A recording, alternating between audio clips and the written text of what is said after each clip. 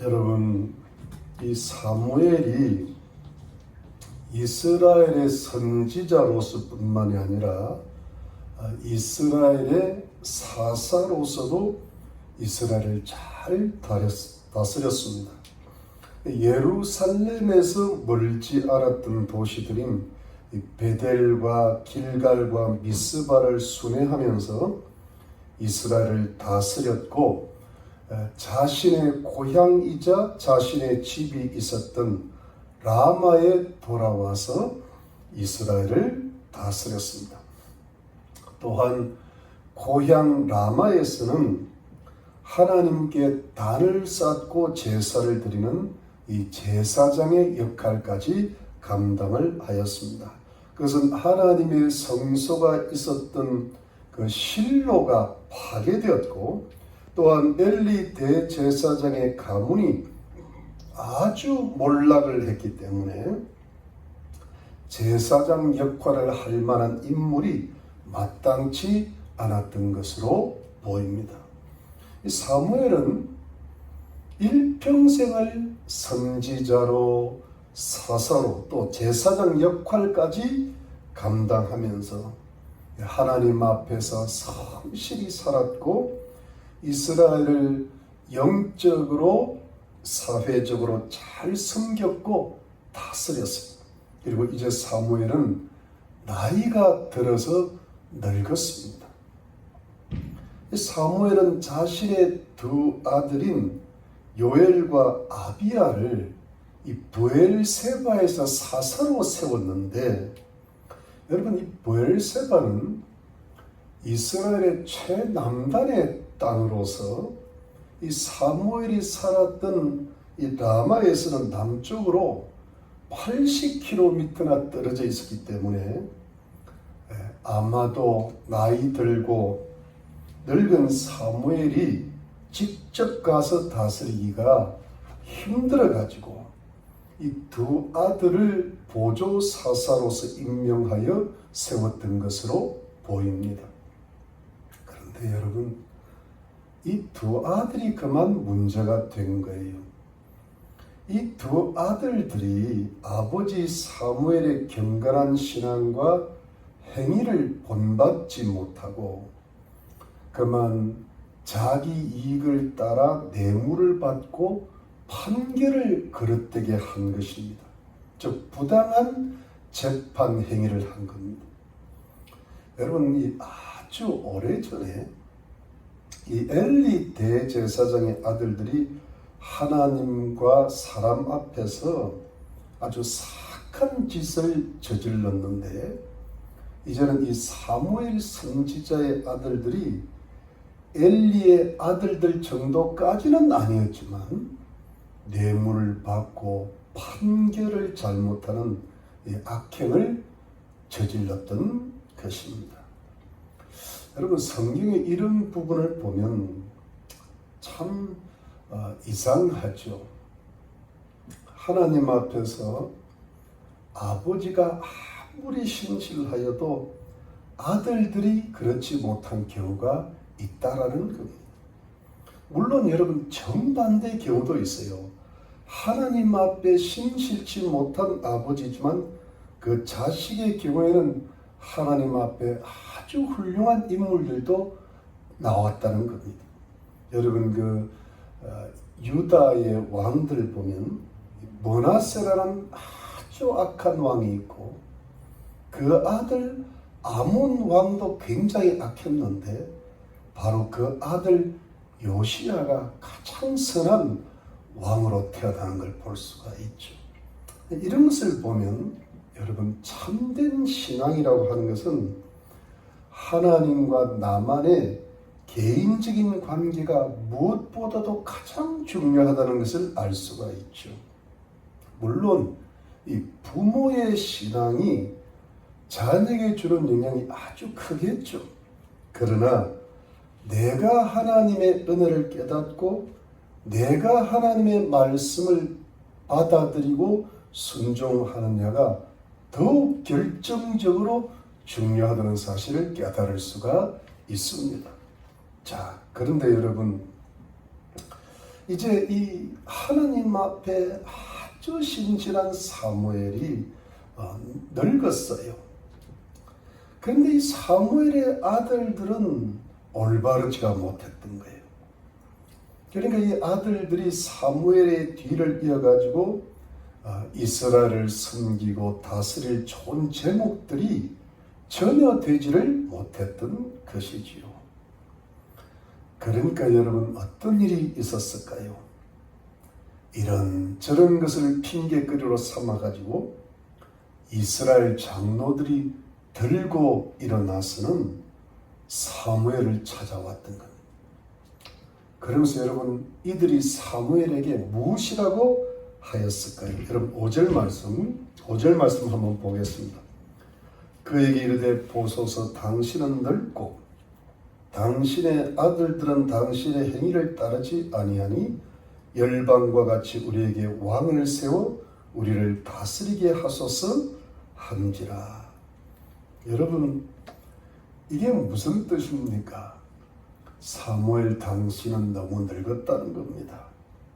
근데 당신의 아들들은 당신이 올바른 것처럼 올바르지가 못하기 때문에 이참에 우리도 다른 나라들처럼 왕을 세워가지고 우리를 다스리게 해달라는 겁니다. 즉 이제 우리도 다른 나라들처럼 왕을 세워서 다스리게 해 주시라는 그런 뜻입니다. 여러분 이 말을요 직접적으로만 그냥 들으면 이 사무엘의 입장에서는 굉장히 불쾌할 수 있어요. 이 말은 사무엘 보고 이제 늙었으니까 사사도 선지자도 제사장도 그만하라는 것이지요. 아들들의 잘못까지 들추면서 말이지요. 그러니 한평생을 하나님 앞에 헌신하고 백성들의 신앙과 생활을 위해서 최선을 다했던 이 사무엘로서는 기분이 별로 안 좋았겠죠. 마음이 별로 안 좋았을 겁니다. 그래서 사무엘은 이 문제를 가지고 하나님 앞에 나아가서 간절히 기도를 하게 되었죠. 여러분 그때 하나님께서 사무엘에게 무엇이라고 말씀하셨을까요? 여러분 7절로 8절, 7절에 8절 보니까 여호와께서 사무엘에게 이르시되 백성이 내게 한 말을 다 들으라. 그들이 너를 버림이 아니요 나를 버려 자기들의 왕이 되지 못하게 함이니라. 내가 그들을 애굽에서 인도해 낸 날부터 오늘날까지 그들이 모든 행사로 나를 버리고 다른 신들을 섬긴 같이 내게도 그리하는 도다. 여러분 이것이 무슨 뜻이냐 하면 하나님께서 사무엘에게 그들의 요구, 이스라엘 장로들의 요구를 다 들어주라는 겁니다.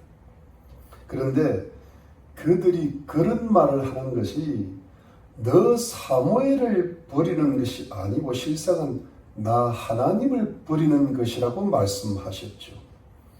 이스라엘 백성들이 하나님께서 애굽에서 인도해 내신 날부터 오늘날까지 하나님을 버리고 다른 신들을 섬겼다는 겁니다. 그러니까 지금도 나 하나님을 버리려고 너 사무엘을 버리려고 한다는 겁니다. 그러니까 겉으로만 보면 현실적으로만 보면 너 사무엘을 버리려는 거지만 속으로 보면 그들의 영적인 상태, 저 마음속에 뭐가 있는가 하면 하나님을 버린다는 것이죠. 이것이 하나님의 응답이었습니다. 그러니까 여러분 사무엘이 마음이 상하고 언짢아하니까 하나님께서 이스라엘의 영적인 상태를 밝히 보여주시면서 오히려 사무엘을 위로하시는 것 같아요. 사무엘이 그들이 너를 버렸다고 너무 마음 상해하지 말라는 겁니다. 사실 실상은 그들이 나를 버리고 있다라는 그런 뜻입니다. 그러면 여러분 여기에서의 문제점은 뭡니까? 이스라엘 장로들이 자기들에게 왕을 세워서 자기들을 다스리게 해달라는 것이 왜 영적으로는 이스라엘 백성들이 하나님을 버리는 셈이 되는 것일까요?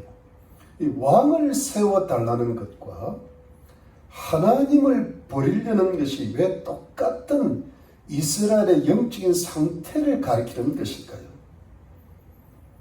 여러분, 왜 그럴까요? 그것은 하나님께서 이스라엘의 왕이셨기 때문입니다.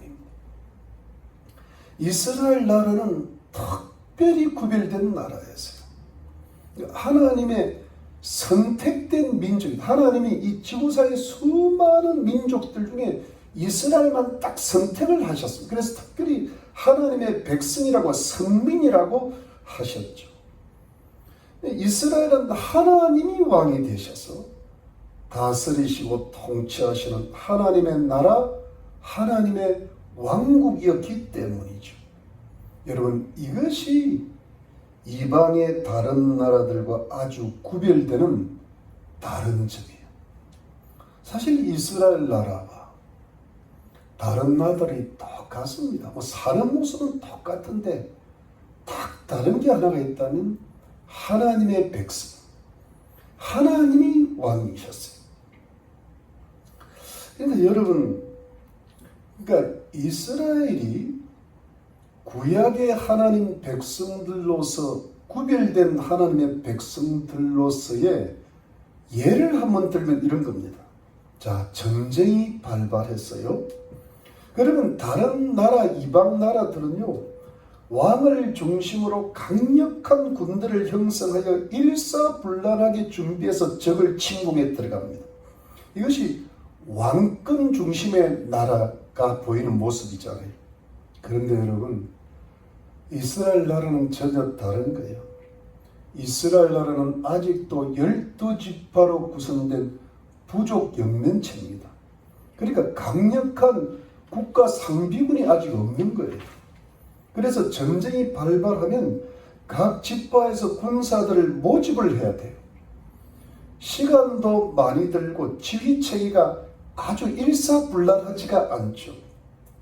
그리고 무엇보다도 이 이스라엘 백성들은 하나님께 제사 드리고 예배를 드려야 돼요. 그리고 하나님께 기도를 드리고 또 대제사장을 통하여서 하나님께 전쟁을 해야 되는지 말아야 되는지를 반드시 여쭤봐야 되고, 그래서 하나님의 허락이 떨어져야 되고, 또 이스라엘 백성들이 성결해서 하나님께서 함께 하시면 전쟁에서 이기게 되는 것이고, 이스라엘 백성들이 죄를 지어 불의를 하면 하나님께서 함께 알아셔서 전쟁에 지게 되는 것이죠. 바로 이것이 하나님께서 왕으로서 통치하시고 다스리시는 하나님의 나라의 개념이었어요. 이것이 이스라엘 나라의 형편과 사정이었어요. 그러니까 이웃 나라들하고는 전혀 다른 거예요. 그러니까 여러분, 이스라엘 백성들이 어떻게 했어요? 이스라엘 장로들이 마음이 어떻게 했어요? 항상 답답하고 늘 불안하죠. 왜냐하면요, 보이지 않는 하늘의 하나님만 바라봐야 되니까 국가적으로는 안정이 안 되는 거예요. 평소 때 강력한 왕 중심의 국가 군대가 준비가 안 되는 거예요. 전쟁이 시작되면 그때 가서 군대를 모아야 되니까요. 그리고 또 하나님께 제사 드리고 또 여쭈보고 또 성기를 해야 되고, 하나님께서 함께 하시면 이기고 하나님께서 함께 하시면 져야 되고, 이 모든 것이 왕이신 하나님께 달려 있으니까 인간적으로는 늘 답답하고 항상 불안하죠. 왜냐하면 눈에 보이는 것들이 안정이 안 되는 거예요. 왜? 눈에 보이지 아니하시는 하나님이 통치하시니까요.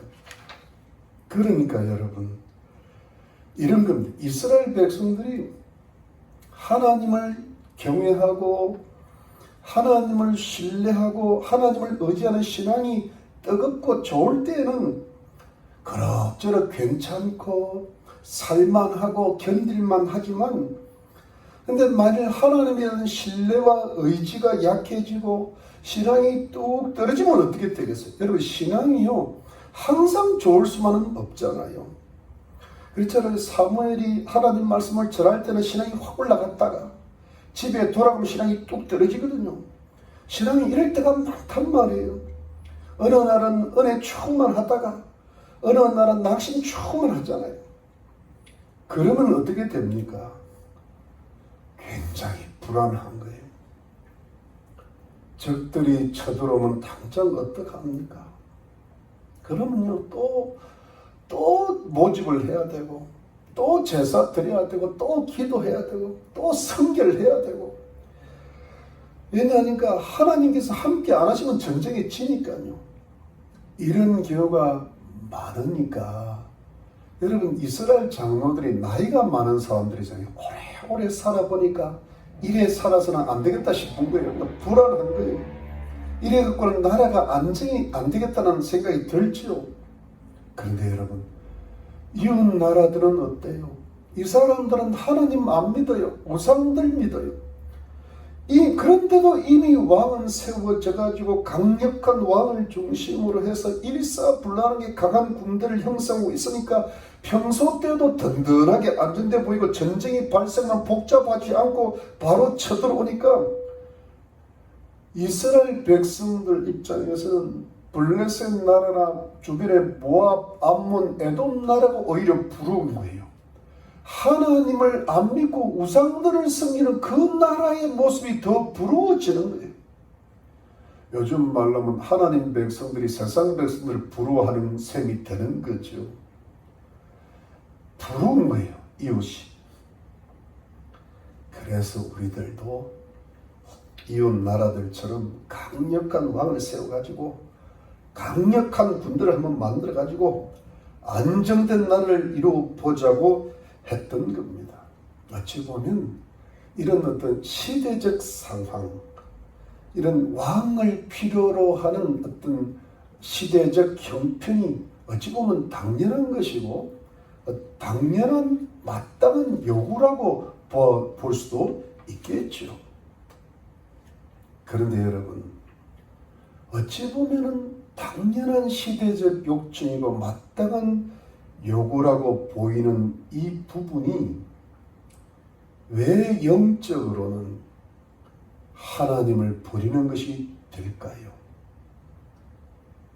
왜 이스라엘 백성들이 왕이신 하나님을 버리게 되는 그 영적인 상태가 뭘까요? 여러분, 이스라엘 백성들의 마음에는 무엇이 들어 있었을까요?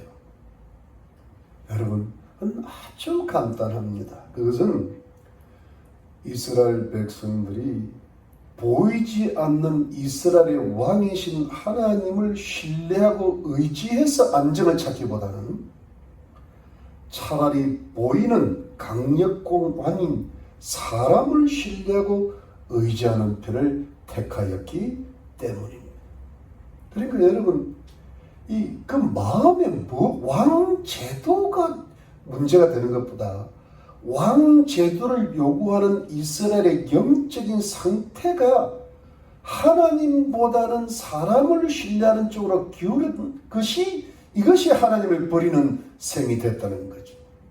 즉, 보이지 아니하는 하나님을 의지하고 신뢰하고 또 하나님께 예배드리고 기도드리고 회개하고 성결함으로써 하나님의 도우심을 받아가지고 하나님의 축복을 누리고 하나님께서 주시는 안정된 생활을 하는 것보다는, 왜냐하면 이 신앙생활이 좀 까다롭고 또 귀찮기도 하고 답답하니까 차라리 이것보다는 보이는 사람을 강렬한 왕으로 세워가지고 왕권 중심주의 나라를 세우고 군대를 세워가지고 나라를 안전시키고 자신의 삶을, 자신들의 나라를 안정시키고 편안하게 하자는 편을 택했다는 것이죠. 왜냐하니까 그래서 이웃 나라들도 잘 사니까 우리들도 그렇게 잘 살아보자라는 그런 뜻이죠. 여러분, 이것이 뭐가 잘못된 겁니까? 이것이 그냥 세상 사람들이 사는 것은 잘못한 게 하나도 없는데 이스라엘 백성들은 하나님의 백성들인데 뭐가 잘못된 겁니까? 여러분, 이스라엘 백성들이 하나님 안 믿는 겁니까? 하나님을 안 섬기는 겁니까? 그것은 아니죠. 이스라엘 백성들은 하나님을 믿고 섬깁니다. 하나님께 제사도 드리고 절기도 지키고 예물도 잘 드립니다. 그런데 뭐가 또 문제란 말입니까? 여러분, 이스라엘 백성들이 하나님을 믿죠. 하나님을 섬기죠. 그런데 뭐예요? 하나님은 우리들의 왕이 아니시라는 겁니다. 하나님은 하나님으로 믿어요.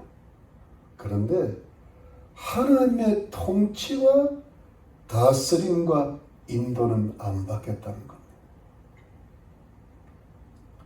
하나님 주시는 축복이 좋은 것이기는 한데 여러분, 에벤에셀 하나님의 도시 우레가 그냥 울리는 게 그게 얼마나 큰 기적이에요. 그런 기적이 일어나기는 한데 그런 기적함 일어나려면 얼마나 많이 회개해야 됩니까? 그러니까 너무 힘이 드는 거예요, 이게. 그러면서도 늘 평소 때 국가 상비군이 없으니까, 왕이 없으니까 불안하고 답답하고, 또 신앙생활은 하나님이 좀 까다로우신 것 같고 너무 지나치게 회개를 요구하고 또 지나친 섬기를 요구하시는 것 같고 또 하나님을 믿으면서 우상숭배는 참 싫어하시고 하나님만 섬기기를 요구하시니까 그러니까 힘이 드니까 차라리 하나님 주시는 축복의 기적을 받기보다는 스스로 축복을 만들어내겠다는 거 아닙니까? 마치 주변 나라들 사람들처럼 자기들은 하나님 안 믿고 우상 잘 믿어도 복만 받고 살더라 이 말입니다. 그래서 자기들 나라를 스스로 부강하게 만들지 우리도 부강하게 만들어 보겠다는 말입니다. 여러분, 그러면 이런 신앙을 뭐라고 그럴까요? 이스라엘 백성들이 신앙이 없었던 게 아니잖아요. 분명히 신앙은 신앙입니다. 요즘 말로 하면 교회를 열심히 나름 다니는 신앙입니다. 근데 이것을 통틀어 무엇이라고 하면 인본주의 신앙이라고 그럽니다. 인간 중심주의 신앙이라고 합니다. 그러니까 하나님을 믿고 따르며 하나님을 왕으로 삼는 신본주의, 하나님 중심주의 신앙은 아니라는 게 그러니까 하나님을 믿어도 인본주의 신앙이 있고 하나님을 믿으면서 하나님의 통치를 받는 신본주의 신앙이 있다는 거예요. 그런데 인본주의 신앙을 하나님께서는 안 기뻐하신다는 겁니다. 하나님이 원하시는 신앙이 아니라는 그런 뜻입니다. 이런 신앙이 성경의 당시에 곳곳에 있었고 또 지금 세상에도 만연되어 있습니다. 하나님을 믿고 교회를 다니면서도 하나님의 뜻대로 안 살아요. 하나님의 말씀대로 안 살아요. 여러분, 하나님 말씀은 듣죠. 근데 하나님 말씀대로 안 살아요. 예수님께서 무엇이라고 하셨죠?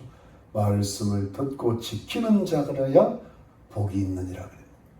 그러니까 말씀은 무수히 선포되고 말씀은 무수히 듣는데 말씀을 안 지켜요.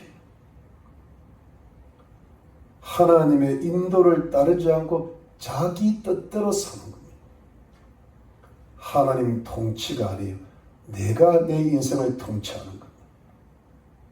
하나님을 믿어요 분명히. 근데 하나님이 왕은 아니에요. 자기가 왕이에요. 이것이 뭡니까? 인본주의 신앙이고 내 중심으로 하나님을 믿는 겁니다. 이것이 지금의 세상에 많이 퍼져 있습니다. 신앙은 있는데 사는 것은 세상 사람들과 비슷합니다. 그렇지 않습니까? 분명히 교회는 다니는데 행동하고 말하고 하는 것은 교회 다니는 것 외에는 똑같습니다. 조금 나을 수도 있고 아주 못할 수도 있어요. 하나님을 실제 나의 왕으로, 나의 주인으로, 내 가정의 왕으로, 내 가정의 주인으로 모시지를 않는 겁니다. 하나님은 나의 왕이라고 입으로 말도 하고 찬양은 하면서도 실제로는 하나님의 통치를 거부하고 나 중심, 세상 중심, 세상 사람과 별반 다르게 없이 구별됨이 없이 살아가고 있는 현실입니다. 여러분, 이 영적인 상태가 하나님을 믿는다고 하면서 하나님을 버린 상태라는 말입니다. 이것이 성경의 신본주의 신령한 신앙이 인본주의고 세속적인 신앙으로 변질이 되어가고 있다는 겁니다. 이것이 당시의 이스라엘의 현실이었고 지금 우리들의 영적인 현실이라는 것이죠. 이것은 하나님을 예배하지만 하나님을 왕으로서는 버린 영적인 상태라는 말입니다.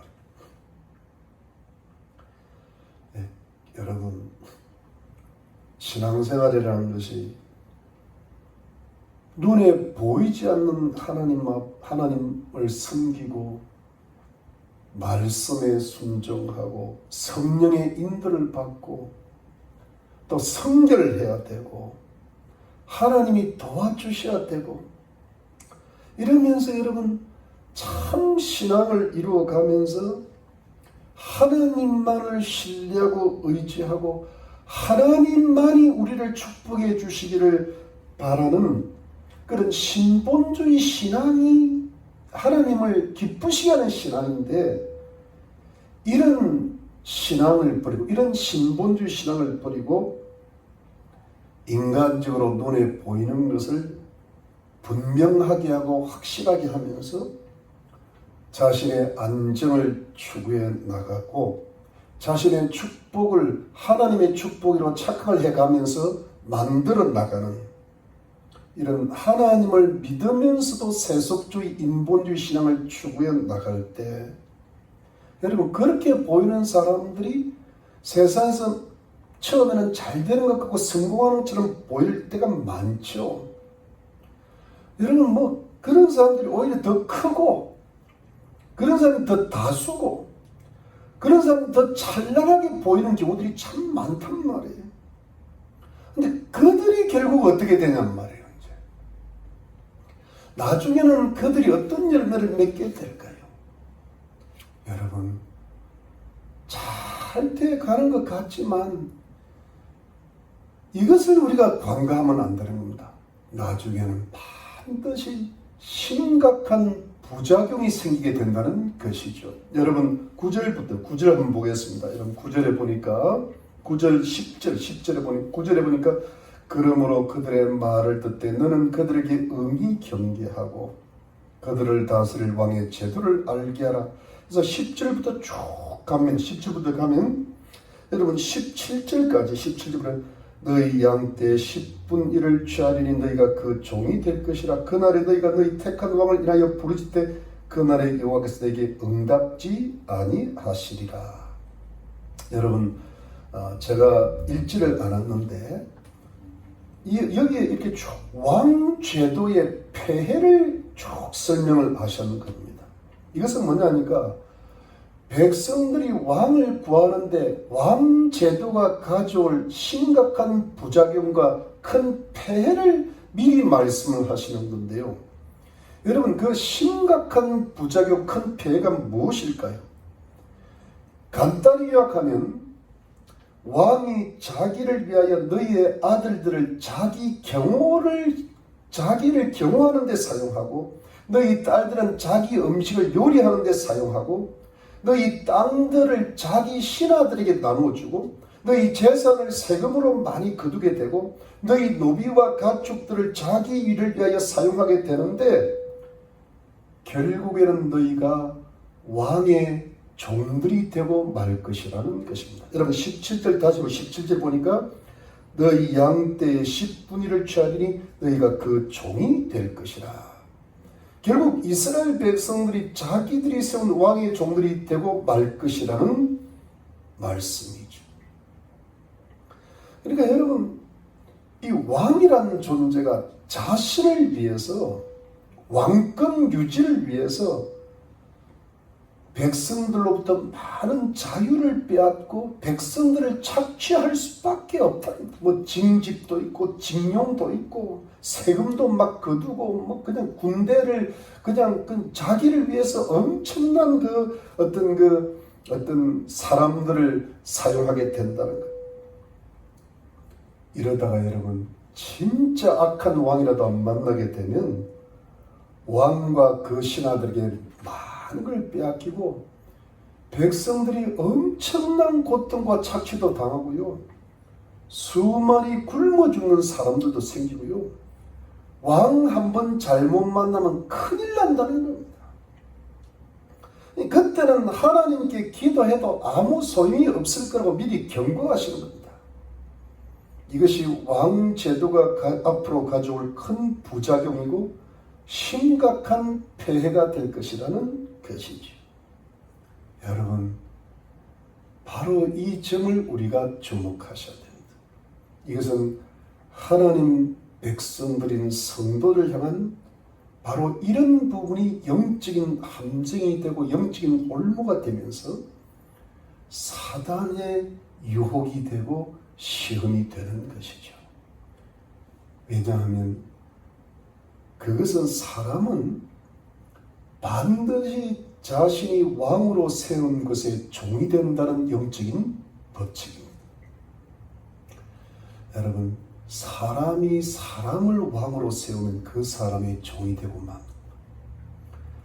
땅이고 돈이고 재능이고 지식이고 권리이고 명예이든 그것을 나의 왕으로 세우고 나의 주인으로 세우면 반드시 나는 그것들의 종이 되고 맙니다. 이것이 하나님께서 세워놓으신 영적인 법칙입니다. 하나님 위의 것을 나의 왕으로 만들면 반드시 사단이 역사합니다.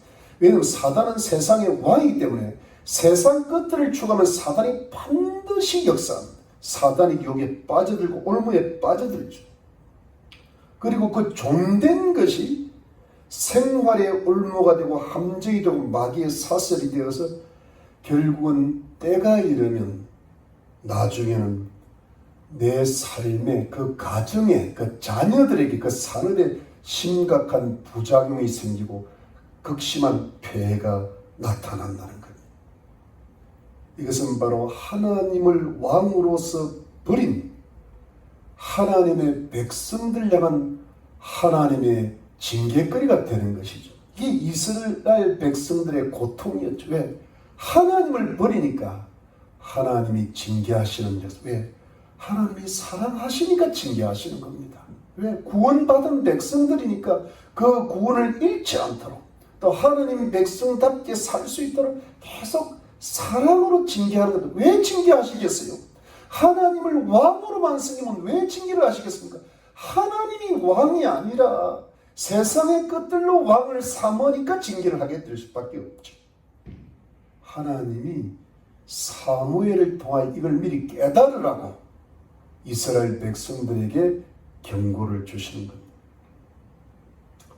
여러분, 하나님의 영적인 원리입니다. 자신들은 눈에 보이는 그 사랑하고 섬기는 것들을 통하여 좀 안정을 누리고 행복도 누리고 평강도 누리고 좀 즐겁게 살려고 했는데 하나님을 안 섬기겠다는 것도 아니잖아요. 하나님을 믿으면서 그렇게 좀 안정되게 살겠다는데 그럴싸하거든요. 그런데 세상에 보이는 것들이 나의 왕이 되고 나의 주인이 되었을 때 나도 모르게 내가 그것들의 종이 되고 노예가 되어 영적인 함정으로 올무로 사탄의 유혹으로 빠져들어간다는 것이지요. 그럼 나의 영적인 자유가 사단한테 착취를 당하고 사단에 의해서 우리의 영혼이 영적으로 약해지고 쇠퇴하고 둔해지는 신앙의 타락의 길을 걷게 된다는 사실을 미리 아셔야 된다는 그런 뜻입니다. 이런 경우가 너무나 허다하죠. 여러분, 우리가 우리 너무 만약에 돈을 많이 벌었다 칩시다. 돈이 왕이 아니라 하나님이 왕이 되면 아무 문제가 없는데 자신도 모르게 돈이 왕이 되어버리면 거기서 오는 영적인 타락이 반드시 오죠. 영적으로 둔해지죠. 그리고 그 돈의 노예가 되죠. 이게 뭐냐니까 신앙의 타락기를 걷게 되죠. 여러분, 이스라엘 백성들이 사람을 왕으로 세워가지고 정말 이스라엘 나라가 안정이 되고 강해졌습니까? 자신들의 바램처럼 정말 이스라엘 나라가 부강해졌을까요? 이스라엘 사람들이 처음에 이스라엘 그 요구대로 사울 왕을 세웠잖아요. 사울 왕은 이스라엘을 위해서 아주 용맹스럽게 싸웠거든요. 그래서 이 이스라엘 백성들이 사울 왕에게 그런 기대가 굉장히 컸죠. 사울 왕이 이스라엘 백성들을 안정되게 하고 부강되게 할 줄 알았습니다. 그런데 여러분, 이 사울 왕은 하나님께서 사랑하시고 기뻐하심으로 기꺼이 기쁨으로 세워주신 왕은 아니었어요. 백성들이 요구하니까 하나님께서 그 요구를 들어주라고 하셨잖아요. 허락하신 것뿐이에요. 나중에 어떻게 되었습니까? 사울 왕이 있을 때도 결국은 이스라엘이 안정을 못 찾았어요. 오히려 사울 왕이 되었을 때도 사무엘이 이스라엘 지켰다 해도 과언이 아니에요. 사무엘이 있었기 때문에 이스라엘이 그나마 지탱이 된 거예요. 이 사울은 전쟁에서 죽고 말았죠. 가문이 몰락했습니다. 그러면 여러분, 누가 하나님이 기뻐하시고 세우신 왕이었을까요? 그 사람은 다윗 왕이었습니다. 여러분, 다윗이 왕이 되니까 하나님께서 다윗 왕과 항상 함께 하시고 다윗이 어디로 가든지 하나님께서 승리하게 하셨습니다. 그래서 비로소 이스라엘이 다윗 왕을 통하여 큰 평화와 안정과 영광을 누리게 되었죠. 그럼 여러분, 사울 왕과 다윗 왕의 뚜렷한 차이가 뭡니까? 사울 왕은 하나님께 순종 안 했습니다. 사울 왕은 하나님께서 버리신 왕이 되었죠. 다윗 왕은 하나님께 철저히 순종을 했죠. 그래서 하나님께서 다윗 왕과 함께 하셨습니다. 그럼 이것은 무엇을 뜻하는 겁니까? 왜 하나님께서 왕 제도를 반대하셨으면서도 다윗 왕이 되니까 하나님께서 함께 하셨을까요? 그것은 이것입니다. 다윗 왕의 왕이 하나님이시기 때문입니다. 다윗 왕은 자신이 인간적인 왕이면서도 하나님을 왕으로 세웠습니다. 이것은 무슨 뜻인가 하면 겉모습으로는 분명히 다윗이 이스라엘의 왕이었지만 다윗의 속에는 나는 왕이 아니야. 진짜 왕이 아니고 왕 대리자일 뿐이야. 내가 어느 기업의 사장이면서도 실제 사장님은 하나님이야. 나는 사장 대리일 뿐이고 사원일 뿐이야. 이런 태도죠. 그러니까 이것이 하나님이 원하시는 마음인 겁니다. 그러니까 왕이면서 자신은 왕이 아니야. 이 백성들이 보기에는 왕인데 다윗의 마음의 왕은 하나님이에요. 그러니까 철저히 하나님께 기도하고 하나님을 찬양하고 그 수많은 시편들을 쓰고 하나님의 영광을 나타내니까 이스라엘 모든 백성들이 다윗 왕을 통하여 살아계신 하나님을 섬기게 되는 겁니다. 그러니까 이스라엘 나라가 하나님의 왕국이 됐잖아요. 하나님의 통치와 다스림을 받게 됐잖아요. 그래서 여러분, 다윗이 하나님을 기쁘시게 하니까 다윗 왕을 통하여 하나님이 어디로 가든지 이기게 하시고 형통케 하시고, 그래서 비로소 이스라엘 나라 전체에 형통과 안정이 오고 하나님의 엄청난 축복이 왔죠. 모든 주변 나라들의 왕들을 복속시키는 위대한 왕이 되었단 말입니다. 여러분, 이것이 하나님 원하시는 왕이란 말입니다. 그러므로 사랑하는 성도님들, 여기에서 우리가 영적으로 신앙적으로 하나님의 의도, 하나님의 마음을 깊이 간파할 수 있는 게 뭡니까? 여러분, 왕이라는 제도 자체가 현실적으로는 분명 폐해가 많고 부작용도 많지만, 그래서 하나님께서 처음에 반대하셨지만, 그렇다고 하나님께서 절대로 왕 제도를 세우면 안 된다고 말씀하시지 않았거든요. 그 요구를 다 들어주셨고, 하나님께서는 주변의 시대 상황과 현실을 따라 결코 그것을 무시하시지 않는다는 것이죠. 그런 인간적으로 만든 제도가 부작용이 있고 심각한 폐해가 있지만 그런 위험성은 늘 가지고 있죠. 여러분, 이 세상에 있는 모든 것들을 하나님 백성들이 사용하고 누릴 때 항상 부작용과 위험성은 따르게 되어 있습니다. 그런데 여러분, 정작 중요한 건 뭡니까? 그 인간적인 왕이 하나님만을 왕으로 섬기면 끝난다는 겁니다. 인간이 누려야 될 시스템, 인간이 누려야 될 그 모든 것들이 위험하지만 그 위험한 것의 왕이 하나님이시면 모든 문제가 해결될 수 있다는 겁니다. 그러니까 그것들을 왕으로 삼는 게 아니라 왕의 대리자로 삼는 겁니다. 내가 가진 어떤 재능을 통하여서 하나님께 영광을 돌리겠다 그러야지. 그 재능이 왕이 되면 타락하지만 그 재능을 통하여 하나님의 영광을 나타내면 영적으로 굉장히 성숙하게 되는 거죠. 그게 하나님 기뻐하시는 신앙이 되는 겁니다. 여러분, 그러니까 세상의 어떤 것들을 통하여서도 하나님만을 왕으로 삼고 하나님의 통치를 받는다면 얼마든지 하나님의 영광을 나타낼 수 있고 하나님의 축복을 받을 수 있고 하나님 나라를 이뤄나갈 수 있다는 겁니다. 이것이 하나님의 의도고 하나님의 마음인 줄로 믿으시기를 바랍니다. 여러분, 성경 창세기 49장에 야곱의 예언에서 유다 지파를 예언할 때도 왕을 이미 예언하셨어요. 성경 신명기 17장에서도 모세의 예언을 통해서도 왕이 반드시 가져야 될 교훈을 말씀하셨죠.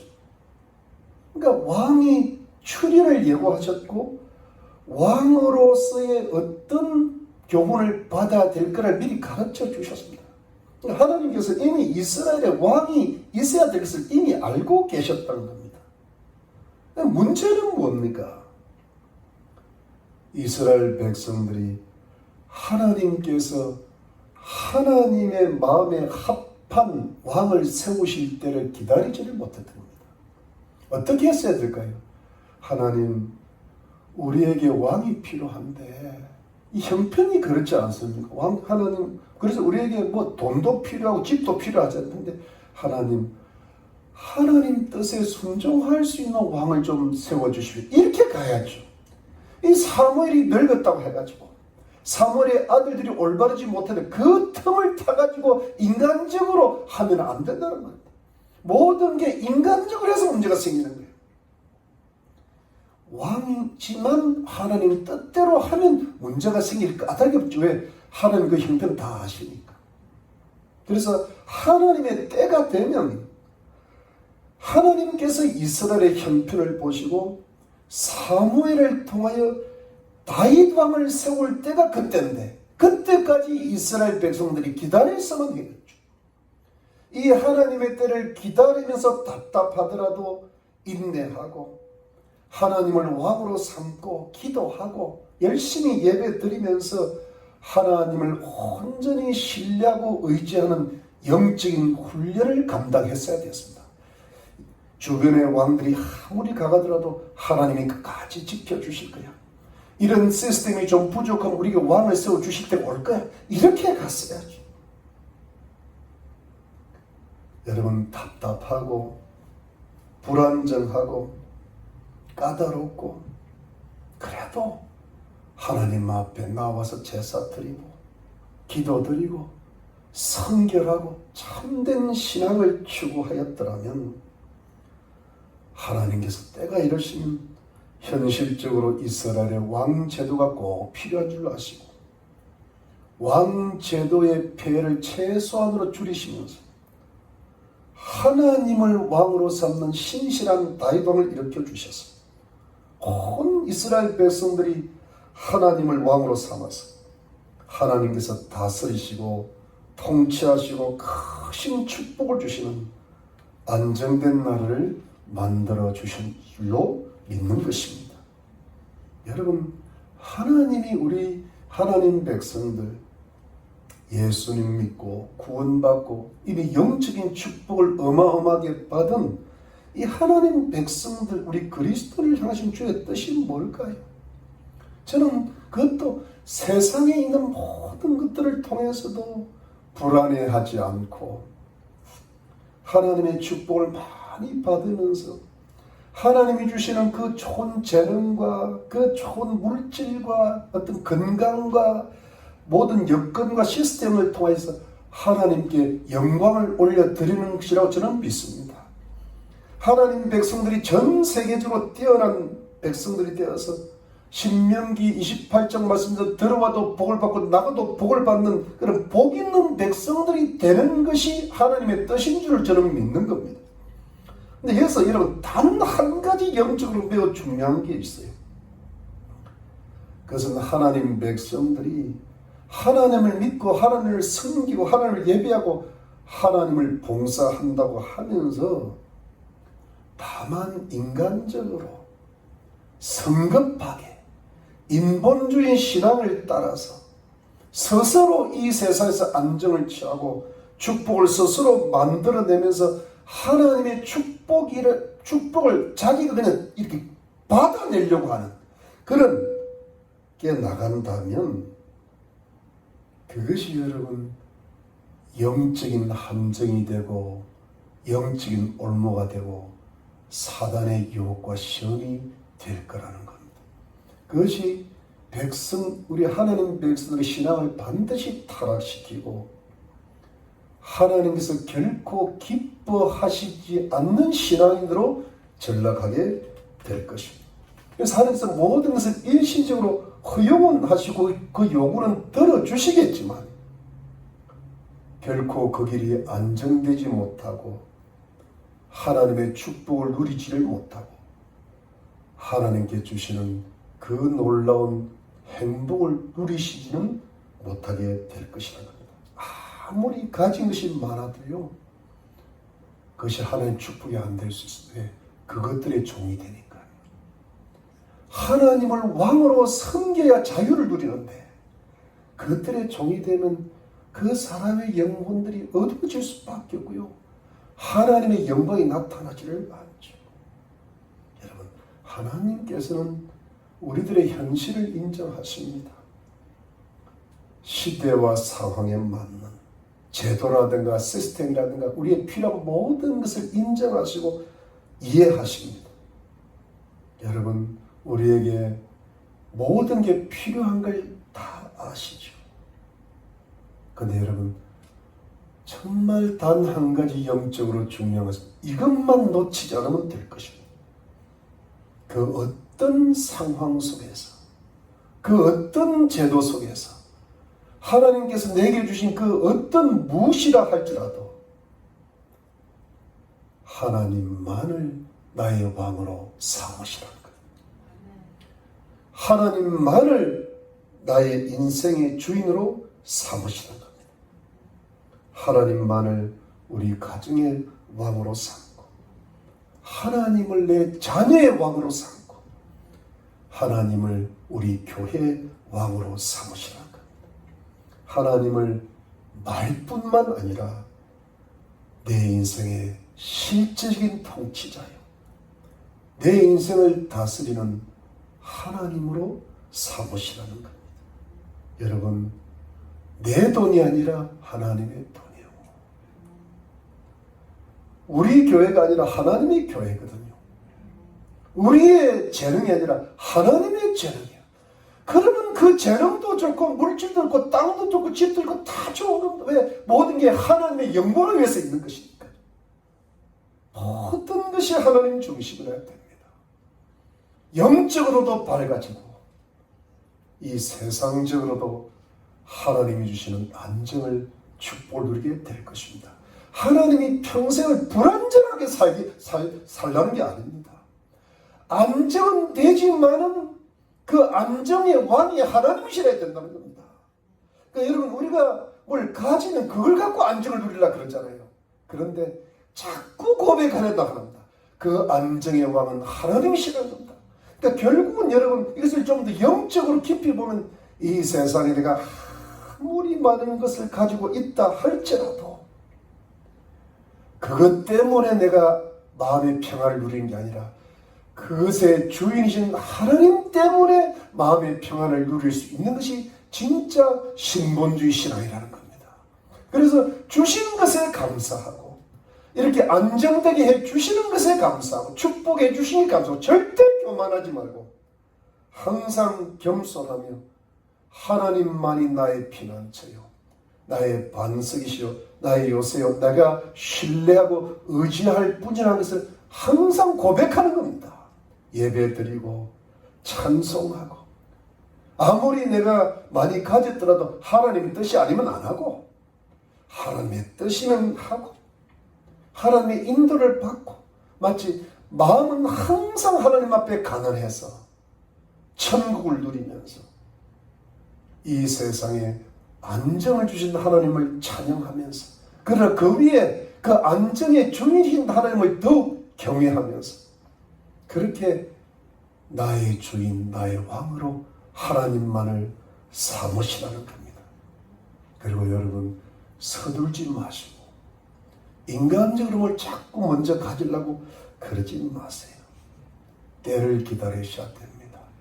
좀 답답하고 좀 하나님이 좀 지나치게 간섭하신 것 같기도 하고 또 좀 하나님의 인도를 받는 게 영적으로 힘은 들지만 그 길을 가시는 겁니다.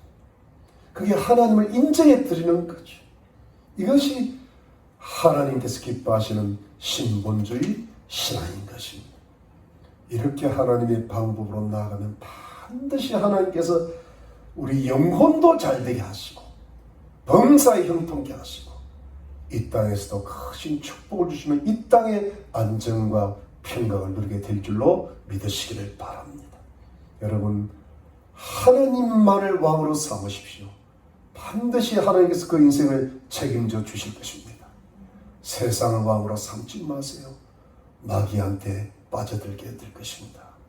여러분의 모든 것들이 오직 하나님께서 다스리시고 하나님만을 왕으로 삼으시고 하나님의 인도를 받는 하나님의 나라가 되시기를 예수 그리스도 이름으로 축원합니다. 기도하겠습니다. 하나님 감사합니다.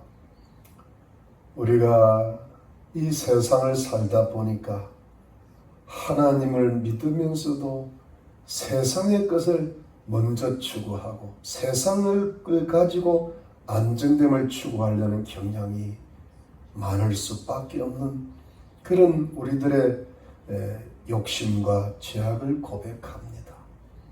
그것이 하나님을 버리는 것이 된다는 것을 깨달았습니다.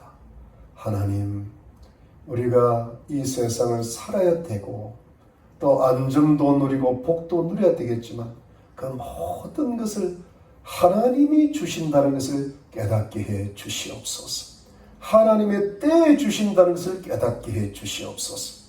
좀 힘들고 답답하더라도 하나님만을 열심히 섬기고 하나님만을 왕으로 삼는 하나님 중심의 신앙으로 살게 도와주시옵소서. 그래서 다윗 왕처럼 하나님을 뜨겁게 섬길 때 온 나라가 부흥하고 하나님 나라가 임했던 것처럼 우리가 다윗처럼 하나님을 뜨겁게 섬길 때 우리 가정도 평강하고 자녀들이 잘되고 건강하고 교회도 부흥하고 범사가 형통하게 되는 하나님의 나라가 임하게 하여 주시옵소서. 우리 희망의 성도님들이 이제 코로나가 다 끝나가고 있는 가운데 주님 더욱더 주님의 은총을 누리게 하시고 영혼 육간에 강건하게 하시고 가정마다 주님께서 지켜주시고 직장마다 보호해 주시고 자녀들을 지켜주시고 범사에 하나님께서 형통케 하시는 은혜를 베풀어 주시옵소서. 우리 다음 주 요일날 만날 때 큰 기쁨과 사랑으로 만날 수 있고 교회 성령 기름 부음이 충만해서 아름다운 교회를 아름답게 이루어 나갈 수 있도록 축복해 주시옵소서. 감사합니다. 예수님의 이름으로 기도드렸습니다. 아멘. 여러분, 제가 지난 주일에 광고 드렸고 이미 카톡으로 광고가 다 나갔습니다. 여러분, 이번 주 화요일 날은 줌 성경부 없고 우리 다음 주 금요일부터 이제 6월 11일부터 금요 성경 공부가 오후 8시에 이 예배당에서 교회에서 모입니다. 그리고 6월 6일 날이 이제 우리 첫 주일 예배가 되는데 오전 10시까지 다 모여주시기를 바랍니다. 10시 전에 오셔야 될 것 같습니다. 그리고 반드시 우리 이병훈 집사님께서 주차 안내를 하실 텐데 주차 안내를 따라서 우리 집사님의 안내를 받아서 주차를 좀 잘 해주시면 참으로 감사하겠습니다. 여러분, 간식이 준비되니까 식사를 조금 하고 오시면 좋겠습니다. 여러분, 우리가 이번 일주일 동안에 정말 오래간만에 모인 거니까 매일매일 교회를 위해서 기도를 좀 부탁을 드립니다. 또 가족과 이웃을 위해서도 기도하시길 바랍니다. 계속 건강하시고 오는 주일날 요일날 다 같이 기쁨과 사랑으로 만나 뵙기를 바랍니다. 감사합니다. 축도하겠습니다. 지금은 예수 그리스도의 놀라우신 은혜와 하나님 아버지의 극진하신 사랑과 성령의 위로와 교통과 충만하시니 우리가 이 세상의 모든 것 위에 하나님만을 왕으로 삼고 하나님의 통치를 받으면서 주님을 섬겨나갈 때 하나님이 도와주실 줄 믿고 하나님이 형통케 하실 줄 믿고 하나님께서 안전케 하실 줄 믿고 그 순수한 믿음으로 나아가기를 전진하는 하나님의 거룩한 백성들과 가족들과 이웃들 머리머리 위에 지금으로부터 영원토록 함께 계실지어다. 아멘.